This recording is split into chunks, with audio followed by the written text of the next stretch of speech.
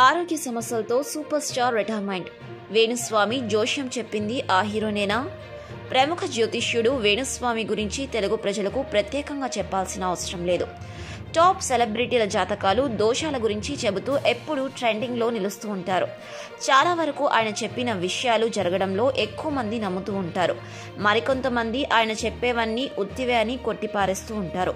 అయితే కొత్త సంవత్సరం ఈ రోజు ప్రారంభం కావడంతో ఆయన మరోసారి సినీ ప్రముఖుల జాతకాలు చూశారు.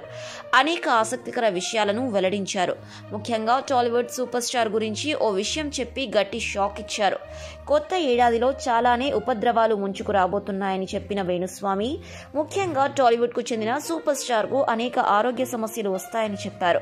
అంతేకాదండోయ్, ఆ అనారోగ్య సమస్యల వల్ల ఆయన పూర్తిగా సినిమాలకు గుడ్ బై చెప్పబోతున్నారని కూడా వెల్లడించారు. 2024లో కానీ 2025లో కానీ ఆయన ఖచ్చితంగా సినీ ఇండస్ట్రీకి బాయ్ బాయ్ చెప్పిస్తారని చాలా కాన్ఫిడెన్స్ గా చెప్పారు. టాలీవుడ్ సూపర్ స్టార్ అంటే అందరికీ గుర్తొచ్చేది మహేష్ బాబే. అయితే వేణుస్వామి చెప్పిన ఈ జోస్యం విని చాలా మంది గుండెల్లో గుబులు మొదలైంది.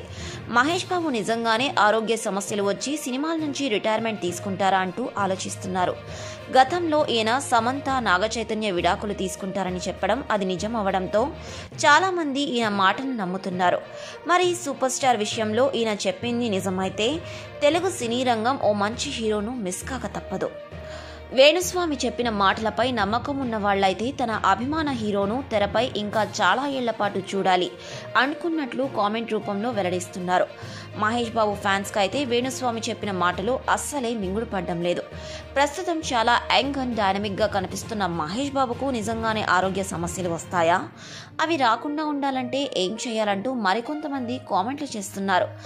ఏం చేసైనా సరే ఆయన సినీ ఇండస్ట్రీని వీడకుండా చేయమంటూ కోరుతున్నారు.